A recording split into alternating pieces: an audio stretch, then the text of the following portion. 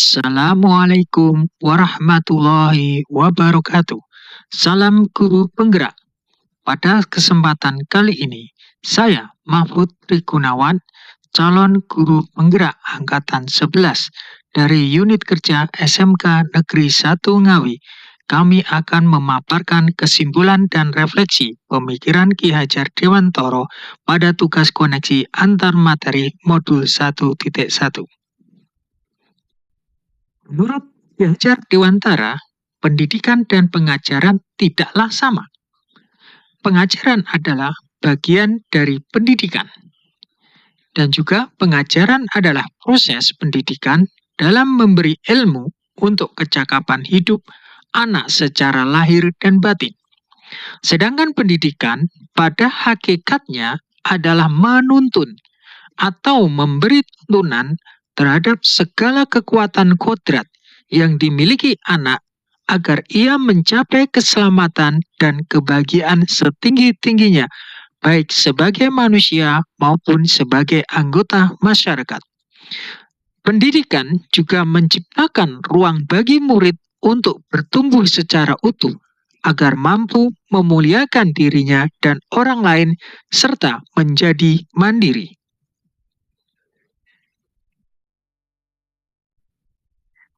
Di sini saya akan merefleksi diri saya melalui 3 pertanyaan sebagai berikut. Pertanyaan yang pertama, apa yang saya percaya tentang murid dan pembelajaran di kelas sebelum saya mempelajari modul 1.1? Sebelum mempelajari modul 1.1 yang saya lakukan, pertama adalah bahwa guru mendominasi pembelajaran atau teacher center. Dalam pembelajaran terlalu banyak ceramah dan hanya mentransfer materi saja. Kedua, pembelajaran yang saya lakukan hanya mementingkan ketuntasan dalam penyampaian materi daripada memahami karakteristik murid. Ketiga, pembelajaran terfokus pada ketercapaian materi dan KKM atau mengutamakan aspek kognitif anak. Padahal pendidikan bukan hanya soal mentransfer ilmu, tetapi sejatinya ada aspek lain yang harus diperhatikan dalam pembelajaran. Keempat, guru kurang memahami karakteristik peserta didik, lebih cenderung menyamaratakan kemampuan anak dengan melakukan pembelajaran yang sesuai dengan zona nyaman tanpa memperhatikan perbedaan yang ada pada peserta didik. Kelima, siswa bersikap pasif dan motivasi belajar sangat rendah. Ini terlihat saat menjelaskan materi di mana mereka tidak bersemangat dalam mengikuti pembelajaran. Kemudian ketika menanyakan kepada anak-anak untuk mengajukan pertanyaan, mereka semua hanya diam dan tidak bertanya. Keenam, yang menjadi fokus utama saya adalah suasana yang tertib, tenang, dan anak-anak memahami materi. Pertanyaan yang kedua, apakah yang berubah dari pemikiran atau perilaku saya setelah mempelajari modul 1.1? Setelah saya mempelajari modul 1.1, perubahan yang saya lakukan yang pertama, merubah pemikiran bahwa guru bukanlah satu-satunya sumber belajar. Hal apapun yang ada di sekitar kita bisa kita gunakan sebagai sumber belajar anak. Anak bebas memilih sumber belajar dari mana sumber tersebut yang akan mereka gunakan untuk belajar. Tugas guru adalah menuntun dan mengarahkan mana yang baik dan yang tidak baik. Kedua, pembelajaran menjadi pusat pada peserta didik. Dengan aktivitas pembelajaran yang pusat pada peserta didik akan mendorong siswa menjadi lebih aktif karena siswa yang terlibat dalam proses pembelajaran sehingga mereka dapat mengonstruksikan pengetahuannya. Ketiga, lebih menghargai setiap karakteristik belajar siswa. Mereka terlahir beda. Pada setiap individu memiliki keunikannya masing-masing. Saya sadar dengan adanya perbedaan ini akan menjadikan pembelajaran lebih berwarna. Sebagai seorang pamong, saya harus dapat menuntun anak sesuai dengan kodratnya. Adapun perubahan perilaku yang saya alami antara lain, yang pertama, guru dapat mengemas pembelajaran secara menarik agar motivasi belajar siswanya meningkat. Kedua, dalam pembelajaran harusnya seorang guru dapat memerdekakan siswa. Salah satu contohnya adalah memberikan kebebasan kepada anak untuk menyelesaikan setiap tugas sesuai dengan minat, bakat, dan kreativitasnya masing-masing.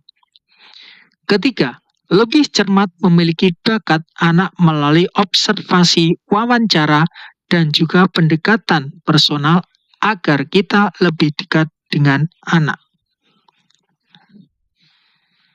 Pertanyaan yang ketiga, apa yang dapat segera saya terapkan lebih baik agar kelas saya mencerminkan pemikiran Ki Hajar Dewantara?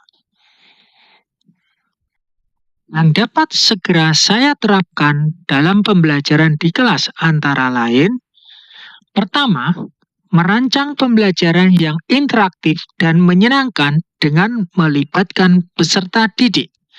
Kedua, menerapkan pembelajaran basis budaya lokal setempat.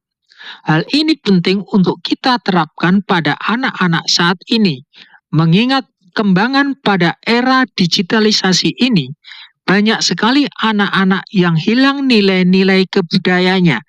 Di sini sebagai seorang guru, saya berusaha memberikan penerapan materi terhadap kehidupan sehari-hari sesuai dengan kearifan lokal budaya setempat. Ketiga, adalah menerapkan konsep merdeka belajar dan mengintegrasikan setiap pembelajaran dengan pencapaian profil pelajar Pancasila.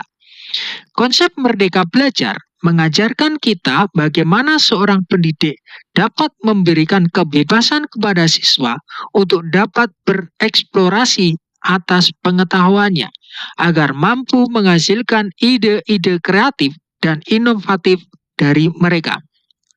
Keempat, pembelajaran yang mengutamakan aspek karakteris dan budi pekerti.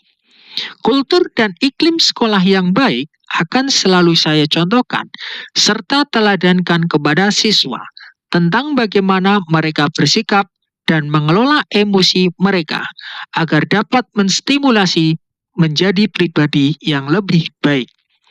Kelima, tidak lagi menuntut tapi menuntun. Sebagai guru, berperan sebagai pamong dalam penerapannya di kelas sesuai dengan pengajaran dan pendidikan dari Ki Hajar Dewantara, kita dapat menerapkan pola asih, asuh, dan asah. Keenam, pembelajaran yang sesuai dengan kodrat alam dan kodrat zaman, sesuai dengan pemikiran Ki Hajar Dewantara bahwa kodrat anak adalah bermain, dan saya akan mengintegrasikan permainan seperti kuis, inquiry, eksplorasi, dan praktikum dalam pembelajaran agar suasana kelas menjadi lebih menyenangkan. Kesimpulan yang dapat saya sampaikan yaitu 1. Dasar-dasar pemikiran dari Ki Hajar Dewantara harus segera kita terapkan dalam proses pembelajaran di kelas maupun di sekolah. 2. Pendidikan adalah menuntun anak sesuai dengan minat dan bakatnya. Ketiga, pendidikan bukan hanya ilmu akademis saja, namun perlu penanaman karakter dan budi pekerti yang baik. Keempat, pendidikan sejatinya adalah menghamba pada peserta didik, menuntun dan melayani. Demikian pemaparan saya tentang koneksi antar materi pemikiran filosofi Ki Hajar Dewantara. Wassalamualaikum warahmatullahi wabarakatuh.